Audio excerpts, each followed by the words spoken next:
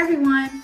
I'm Courtney Stewart. I'm the Vice President of Strategic Communications at Missouri Foundation for Health. On behalf of the 2020 judging panel for the Clarence B. Jones Impact Award, I'm so excited to announce to you today this year's winner. The winner is A Step Ahead Chattanooga. A Step Ahead Chattanooga ran an energetic, culturally targeted, evidence-based campaign with relatively limited resources to empower women to make informed decisions about their own reproductive health. They overcame deep cultural taboos to destigmatize reproductive justice in a region where the issue has been largely ignored. Please join me in congratulating the 2020 Clarence B. Jones Impact Award winner, A Step Ahead Chattanooga.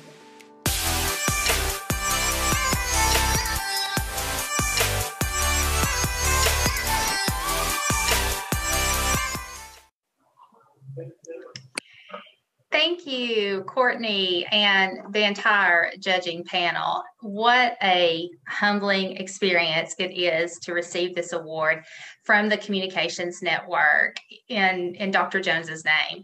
We are just so incredibly grateful to be honored in this way. And thank you, Heinz Endowments, for making all of this possible.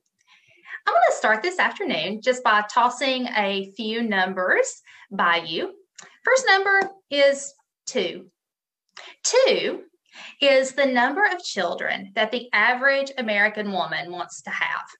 Makes sense, right? And 3 is how many years that woman will spend either pregnant, postpartum, or trying to become pregnant. So 3 years to get those 2 kiddos. She's also going to spend about 3 decades, 30 years of her life trying not to become pregnant. That is 1/3 of the average American woman's lifespan thinking about pregnancy prevention. 65% of women in the U.S. right now are using some form of birth control. And 99 is the percentage of Americans who've ever had sex that have used at least one form of birth control in their lives. So birth control and pregnancy prevention is something that is a real and relevant part of our lives as adults. And yet, it still makes a lot of people squirm and blush. It's difficult to talk about sometimes because if you're talking about birth control, you're talking about sex. And that makes people uncomfortable, especially here in the South. Today, I'm going to walk you through our journey and share how we, A Step Ahead Chattanooga, a tiny little nonprofit that started in 2014, has worked to normalize the conversation around sex and birth control in Appalachia. So let me tell you a little bit more about Chattanooga. This is Chattanooga, Tennessee. Isn't it beautiful? We're here on the Tennessee River, and this picture is a far cry from the way that Walter Cronkite described us in 1969. He actually called us out on the evening news as the dirtiest city in America. Chattanooga has made a remarkable turnaround in the past few decades. We now have this bustling and thriving city center and a sparkling riverfront that locals and tourists love.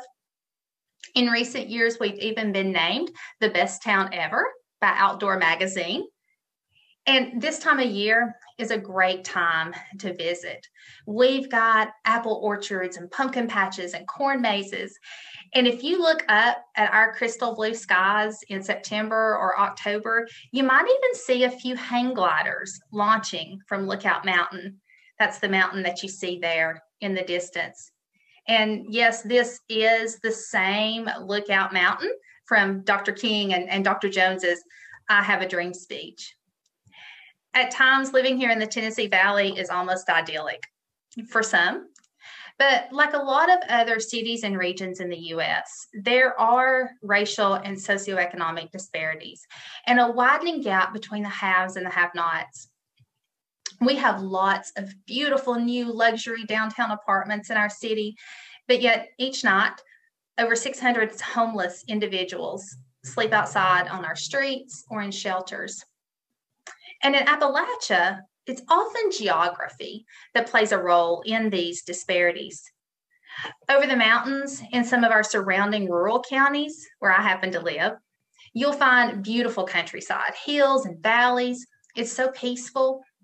But you also have communities with very high unemployment rates that have also been devastated by the opioid epidemic, for example. And while Chattanooga, here in our city, we boast the fastest internet speeds in the US, there are many rural pockets just a half hour from here where you can't pick up a cell signal. There are also barriers to healthcare in our rural areas. In Tennessee, 400,000 women live in what we call a contraceptive desert, which is a county where there isn't reasonable access to a health center that offers all the birth control methods. It's not uncommon at all for a rural public health department to only have a provider in the office one day a month that can perform IUD or implant insertions. And politically speaking, this is the Bible Belt. We have been called the most churched city in America by Barna Group. 60% of our residents report attending church services at least once a week. And it's no surprise that if you were to visit here and you attended a business luncheon in Chattanooga, chances are it might begin with a prayer. You'll often see students voluntarily and individually praying in public at school sports events, but you won't find those students in sex ed class because here in Tennessee, it's not required. It's only after a county has a teen pregnancy problem, which is defined as 19.5 pregnancies per 1,000 students, that a family life program is mandated. And then abstinence until marriage is stressed. In fact, teachers and outside instructors and presenters can be fined $500 if they discuss not only birth control, but any activity that can be seen as a gateway to sexual intercourse. And yes, this is the current law here in 2020 in Tennessee. So it's in this very conservative environment that A Step Ahead Chattanooga began in 2014. And right out of the gate, our local founder, Rachel Schulson, she did something brilliant. Beginning with our launch party, Rachel didn't just invite friendly faces and known fans and supporters. She made sure that a wide range of community members were present. Democrats and Republicans, and those who were openly pro-choice and pro-life. And she got them in the same room and rallied these folks around a very centrist idea. Prior to the official launch, Rachel and members of the exploratory committee went out in the community and talked to various people, and they listened to the values that were important to people in this community. And by listening, they found that the one thing that most everyone could agree on was that it's better for a woman to not become pregnant until if and when she is ready. So we listened and we framed our message in a way that mattered most to our local audience. And prevention became the foundational message of our work. Prevent unplanned pregnancies and you prevent abortions. Prevent unplanned pregnancies and young women can stay in school and complete their education. Prevent unplanned pregnancies and women, families, and communities are healthier. Birth control is just the means to an end. So we framed ourselves as a prevention-only organization, serving as a resource for women who wanted to prevent pregnancy and get ahead in life. And conservatives listened, and liberals listened, and almost everyone got it. And some people might say we took a safe route, but this approach wasn't chosen based on safety, but rather on inclusion. A message that would resonate with our entire community. It was the right message and the right approach for this particular area. So now we had this broad base of supporters, from progressive individuals to churches. So it was time to get out in the community with this message and do what we said we were going to do, which was to provide information about and give free access to long-term reversible contraception. That was our mission, just those two things. We're going to educate people about all forms of birth control, and then remove the cost and transportation barrier that women face obtaining IUDs and implants, which were really effective methods of birth control, but also really expensive. Any woman qualified, regardless of her income or her insurance status. But this is challenging work. It's challenging getting your name out there. It's especially challenging when you can't go into public schools with your message. And initially, we didn't have any advertising dollars. And when I said we were tiny, I mean, we were tiny. We only had 2 full-time staff members. So how do you go out and reach women who need and want free birth control services when they don't know a service like this exists? And they may not even know what an IUD or an implant is, or what their birth control options are. We had to get our name and our message out there so we could offer services. So we hit the streets. We went to health fairs and job fairs and community events. You name it, we were there. Hundreds of events happening all over town. And we went there with our logo on our tablecloth and our 3-sided display board. And we had IUD and implant samples, and we talked to people. And then we realized early on that when you have a sensitive topic like birth control, you need to pay close attention to who is delivering the message. Research shows, and we saw for ourselves, that people are more comfortable talking about uncomfortable things with people they can relate to their peers. So we needed effective messengers. So we formed our very first community outreach team. And here's a picture of that very first team we put together, thanks to a small grant from a local giving circle. We formed this group of diverse women ranging in age from 16 to 30. They were white, Black, Asian, Latina, bilingual. We had a high school student, some college students. There's a stay-at-home mom in there, a professional businesswoman, a nurse. And we trained them on how to connect with people in the community and how to find commonalities for discussion. And as always, we kept the focus of our message on prevention. And we found that the best structure for this group was to make them our independent contractors. And we paid them a good hourly wage for their hard work. And they loved the work, and the community loved it. You can actually watch a video of our third outreach team in action. You can find that on my speaker page or on our website, stepaheadchattanooga.org. I think you'll really enjoy seeing them in action. So now we had a core message that was resonating with most people. We had on-the-ground messengers blanketing our community. So our third approach, or this time it was a wish, was to have an effective advertising campaign. We had a dream to have bus ads and billboards and radio and social media and television. But how does a relatively new nonprofit with a limited budget and only 2, and at this time we were 2.5 employees, we had added a part-time staff person, how does this small staff launch a fantastic ad campaign? We were only able to do it with grant funding. We asked an anonymous foundation specifically for advertising dollars, and they said yes. And with $45,000, we were able to contract with local creatives, graphic designers, and a gifted storyteller. And by utilizing focus group research shared with us by another much larger contraceptive access organization, we came up with our hassle-free, worry-free, for-free ad campaign. Here's our very first billboard. Prior to this campaign, We had been stressing in our literature and in all of our conversations that IUDs and implants were great because they were 99% effective and they lasted 3, 5, or 10 years. But the focus group research we studied said that women didn't really care about those things.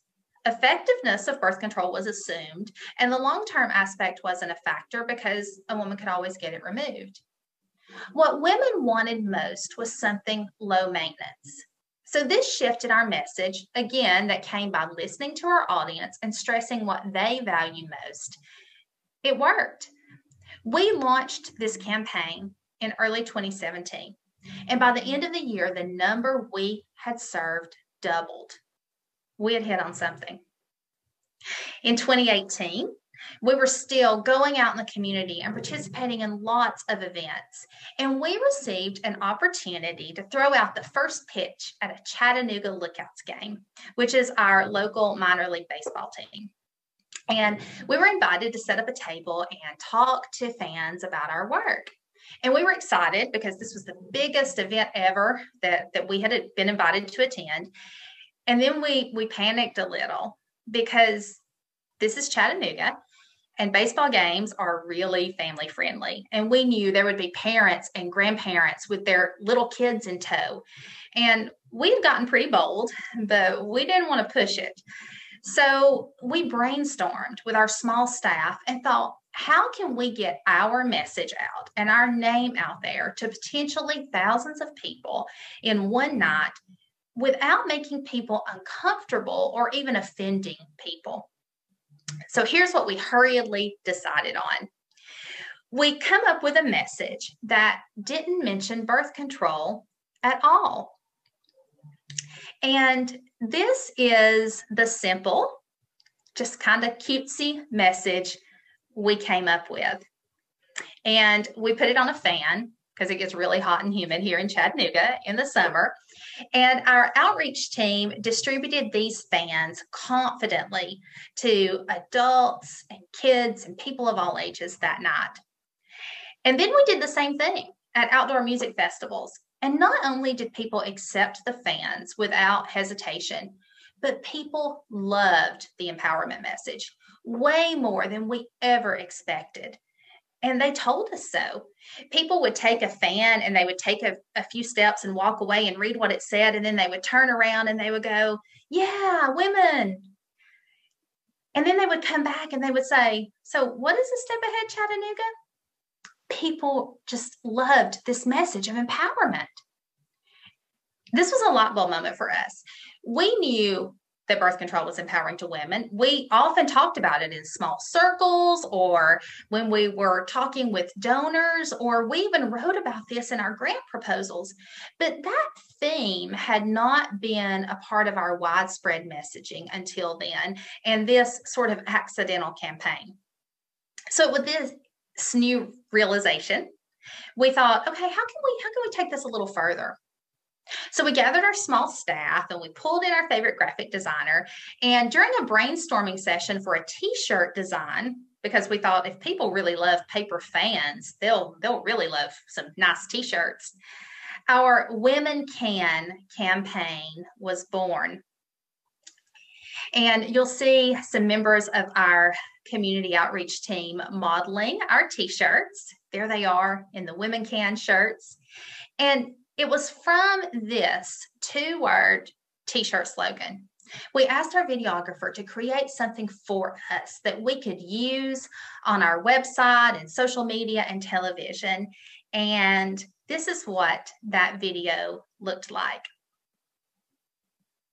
When I was young, I wanted to be the kind of girl who wasn't afraid to do something, even when it seems scary. You can take a deep breath and then reach. And have the confidence that I know what I'm doing. To be someone who can imagine a world and then create it. Sometimes that means leaving home to figure out who you are.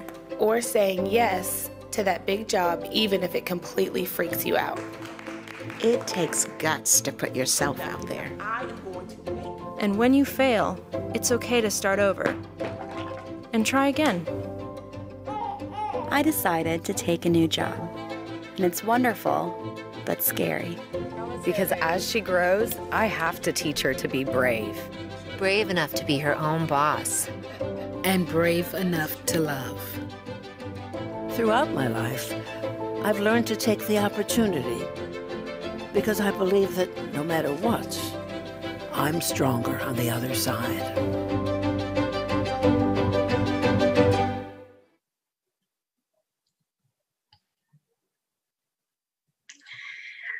You'll notice that our only mention of birth control is in the website name at the end, birthcontrolforfree.org. And I'll also note that all of the women in the video are actual Chattanoogans doing their thing. They're not paid actors. And that really lent authenticity to our message.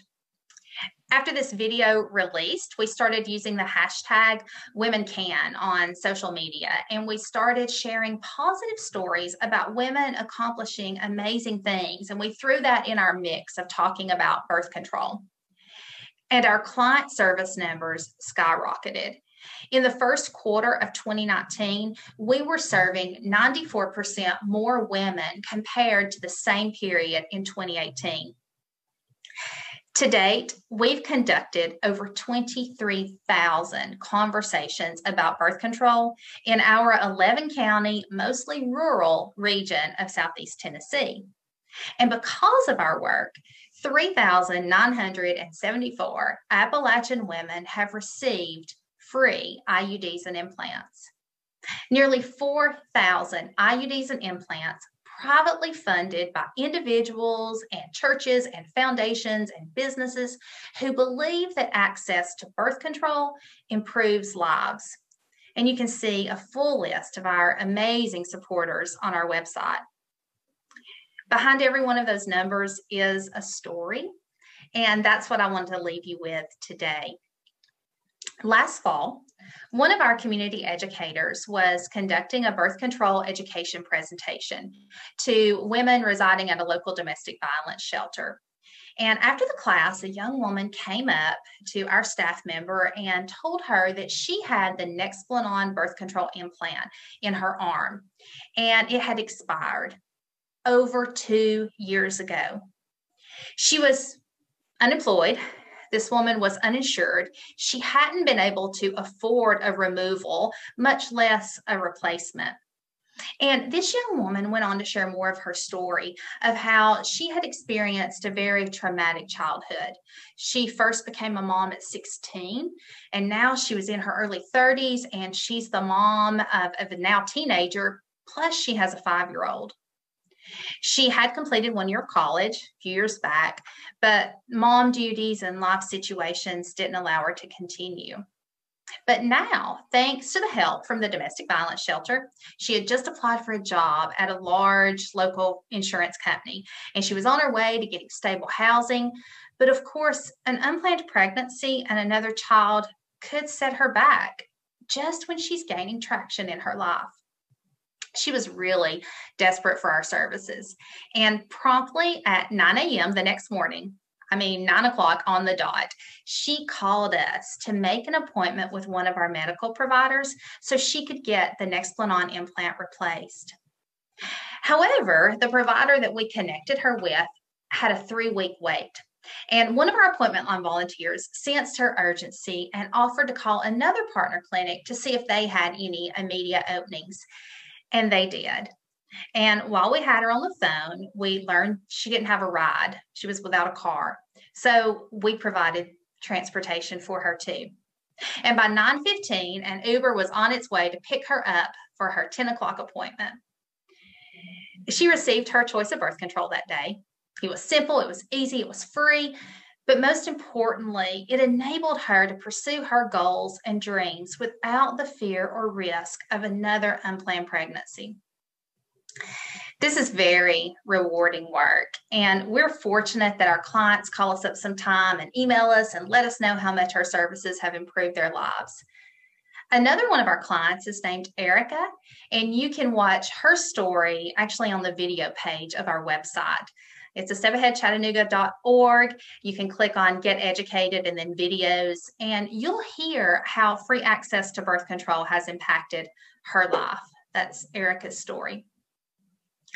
A Step Ahead Chattanooga took birth control, something that was not talked about openly, and we reframed it. We linked contraception to self-determination in a way that was non-threatening. We met people, the people in our community where they were at. And connecting those dots for people in both our internal and external messaging has enabled us to not only lessen the stigma around birth control in the South, but help the women of our community live life on their terms. Thank you. And I think now we're going to have a few questions. We are, and we're going to call a little audible. I'm going to join you and try to help manage some of the questions, Susan. Awesome. I am glad and grateful for your story. And maybe that's the place we should begin. If folks go to the website, one of the things they're going to see is that you all lead with stories. And that the people who lead in those stories are not, as we saw in that commercial, it's not you. It's not the staff. Right. Why is that? Yeah, when you look at all the videos on our website, everyone features either real clients, real community members, real Chattanoogans. We have one video, there's a woman who appears with her child. It's a great video. It shows them in a park, and then it shows her actually in a doctor's office getting services.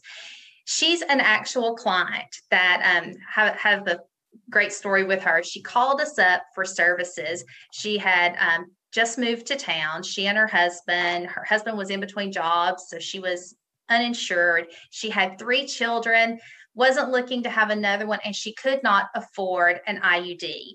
And she had an IUD previously, and she loved that method of birth control and wanted one, but she couldn't afford it. And she called us to make an appointment, and she asked, "Is this really free?" And we're like, "Yes, it's really free." And she asked again, "Are you sure? What's the catch? Is it really free?" And we assured her, "Yes, it's really free." And we connected her and made her appointment. And then she hung up. She called back. "I just want to make sure, is it free?" It's like, this is too good to be true. And she became a great friend of our organization. She became a volunteer. She appears in our video. She has just done so much advocacy work for us. And it all started with her becoming a client. And we have multiple stories like that of women who they started as clients and now they donate $5 a month, or now they answer our phone lines and help other women make appointments. So yes, everybody you see in all of those wonderful videos are real, authentic people with real stories. I'm going to try to put my specs on here, see if I can get some questions from our friends. Allison asks, do you find important differences in perception between those who live in rural areas and urban places that gets in the way of your work? So when we were talking, you were even telling us that Chattanooga, downtown Chattanooga, feels a lot different than 20, 30 miles just outside the city. Can you talk about that a little bit? Yeah, absolutely. So we are in Chattanooga in Hamilton County, but our service area at a Step Ahead Chattanooga actually includes 10 surrounding counties. And the furthest out, some of those counties may be, 50 miles or so out. And each one of those counties, they have their own identity. And sometimes even, when we talk about ourselves as being a Step Ahead Chattanooga, they may want to, we have to really work about how we frame that, because they want to hear a Step Ahead Cleveland or a Step Ahead Dunlap, because they have a lot of pride in their city and their town and their community. And each community has its own vibe. And some of our rural areas are more conservative, more religious, more not as progressive as some areas here in downtown Chattanooga.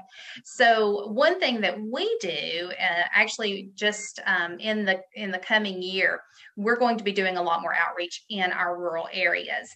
And we're being very intentional about hiring our community educators. We're about to add to our staff about hiring community educators who live in these counties, because we know that that's so important just from a trust level to get someone who is familiar with the community, knows the community members, and knows how to frame our message. It's the same message and it's the same service, but how it's delivered is really important. And if we want to be the most effective to the most women, we have to keep that in mind. Next question comes from our friend Theodora, who asks, how do you bring men and boys, engage men and boys into this work? And I know you do. So curious how that's happened and what it's meant for you.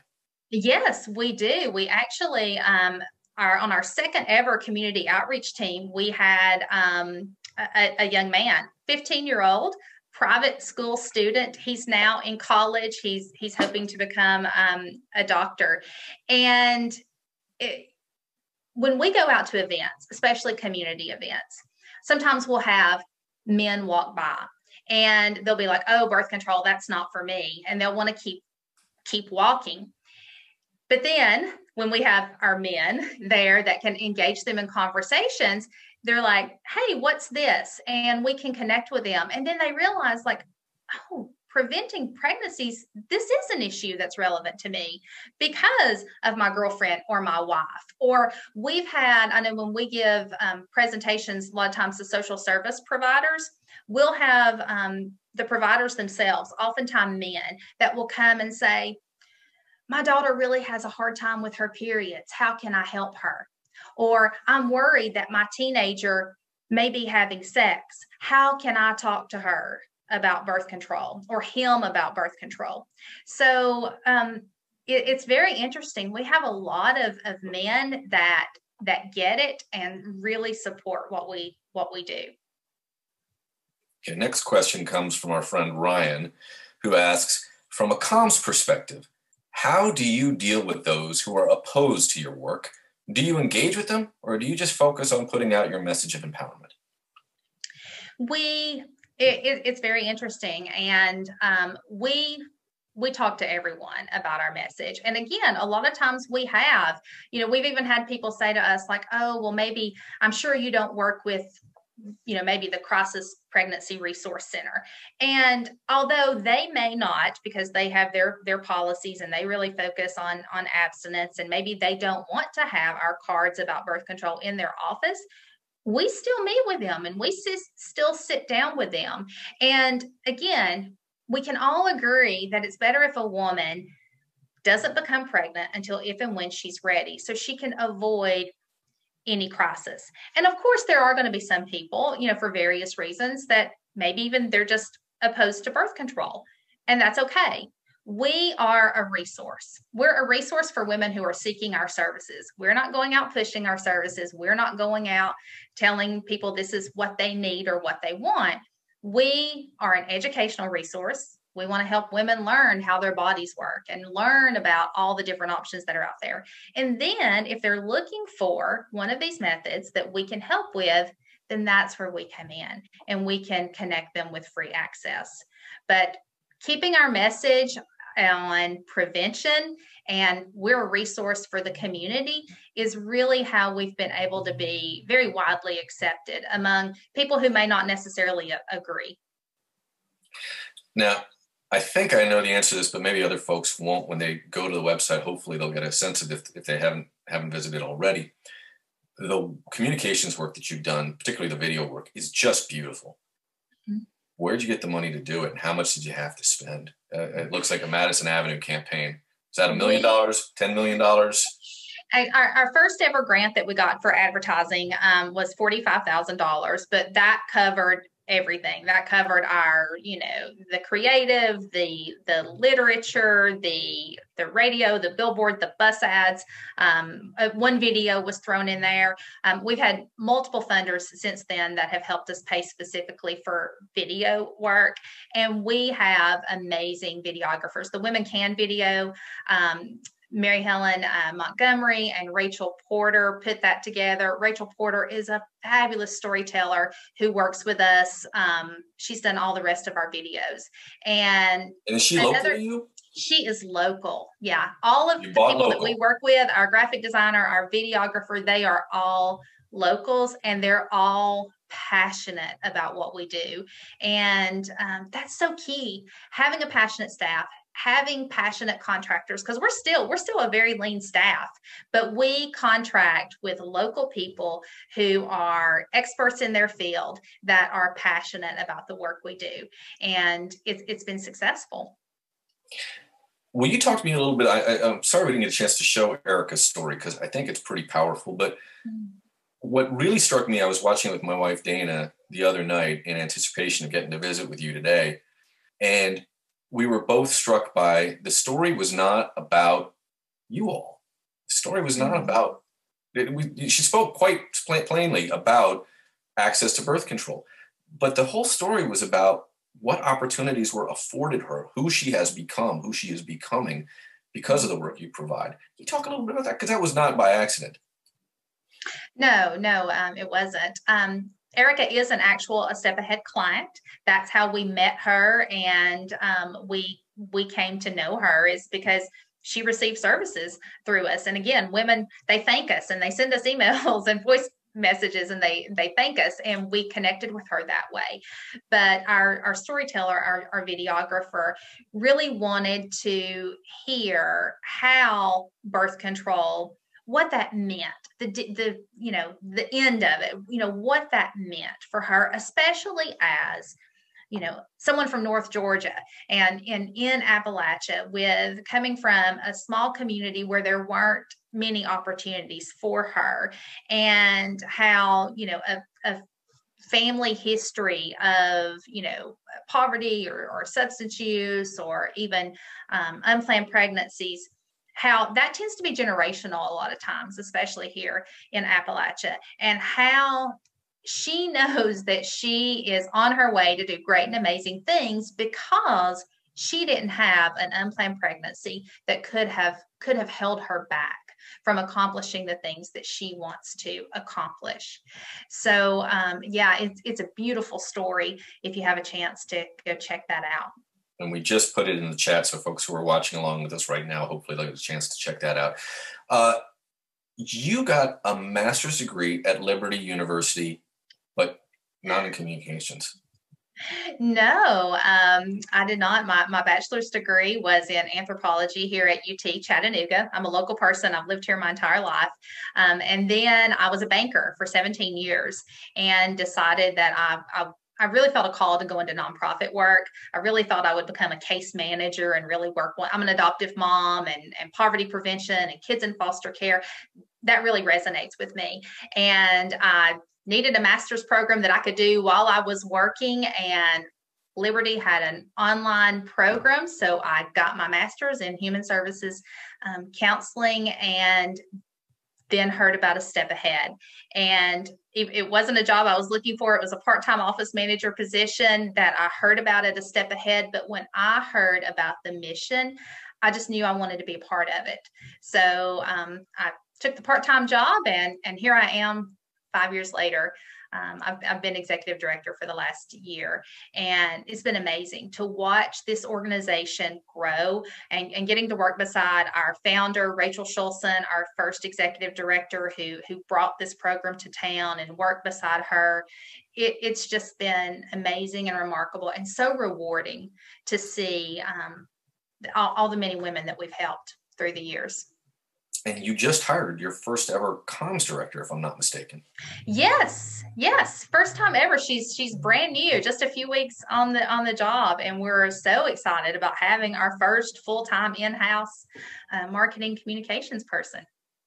And so you've spoken to this across the better part of this last half hour, but but how much of communications has played a role in the success that you all have seen? And was that where did that surprise you? Does that meet your expectations? I think I talked about how just from we were serving women. Women were hearing about us. We always ask women when they come to us for services how they hear about us. And even today, friend and family member is the number one referral source. Of course, that may mean that their mom heard our radio ad and then told them, and they say, well, my mom told me. But we were seeing average numbers. I mean, literally our phone used to ring one time a day, maybe, for a woman wanting services. But once we launched that first advertising campaign, it was almost immediate. Women were calling us. I heard you on the radio. I saw your bus ad. Hey, I saw that billboard. It was unbelievable. It doubled our numbers. It was almost not quite overnight, but it was a very quick progression of the number of women that were calling us, just how much it went up. And then when we threw in that empowerment message and that empowerment piece, and we started doing more videos and really being intentional about our positivity message, even on social media, our numbers have just continued to climb. When you were elevated into the role of executive director, did you see yourself as communications as being a key component of your job? That's so interesting because it's so integral. I'm not even like a social media person. I mean, I have a Facebook, but that's just not my thing. But I know good messaging when I see it, and I know what resonates. I've been in this work long enough. I know, and I did outreach for a couple of those years. So I've talked to people and I know what resonates with people, and I know good messaging when I hear it. And I know the value of working and contracting with the experts. And it's so much, sitting in this chair is so much about integrating our outreach and our advertising and our marketing and our messaging and the whole picture. So while, yes, communications is not my specialty and I have no academic training in that area at all, but again, working with the right people and passionate people and listening, what we've heard just by talking to our community and really listening to that feedback and adapting and changing has really made just such a huge difference. Last question, because you've been incredibly generous with your time. It almost certainly is the case. I mean, I'm a Virginia boy, so I have a sense of a little bit of what it must be like down there in Tennessee. And it's got to be a few folks who don't like what you do. How do you engage with those folks? Do you engage with those folks? What does that look like? What does it feel like? Surprisingly, we have very few people that have just, sort of said, no, we don't want anything to do with that. Because a lot of times people start off kind of briskly. They may hear what we do and they say, oh, but what about abortion? And then we can say, we're not about abortion. We're about prevention. We provide birth control. And when we provide birth control and a woman doesn't get pregnant unintentionally, then she doesn't have to think about abortion. And we know that preventing unplanned pregnancies prevents abortions. So we're all about prevention. And once people get that and their mind, sometimes you have to connect the dots for people. And when they realize, oh, okay, yeah, well, of course. And then they think like they know someone. I know when I was doing outreach, I used to always start every presentation by saying, how many of you in the audience know someone somewhere in your life, maybe not yourself, but someone, friend, neighbor, cousin, person down the street, someone you went to school with, who's experienced an unplanned pregnancy, who got pregnant when they weren't planning to. And almost every hand always goes up. And then people realize like, yeah, this is like a real problem. And it's a problem that is all around us. So when you make it relevant to people, and then you talk about prevention, and you don't go into sort of those gray areas that are controversial, and you stay on task and on message of prevention, people, the majority of the time, are really appreciative then of the work that we're doing. And we certainly are. We've learned a lot. You have just taught us all a ton, and we are so grateful that you are the 2020 Clarence B. Jones, spit this out properly, the 2020 Clarence B. Jones Impact Award, because you're clearly having a tremendous impact. We are grateful that you are joining Desmond Meade from the Florida Rights Restoration Coalition and the incredible folks at the Truth Initiative.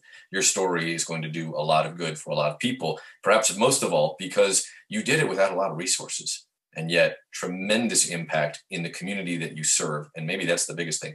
You led with listening and love. Deeply, deeply grateful. Thank you very, very much, Susan, for your time. Thank you again. This has been such a humbling honor. I just can't thank you all enough. Well, we are in service to you. Thank you.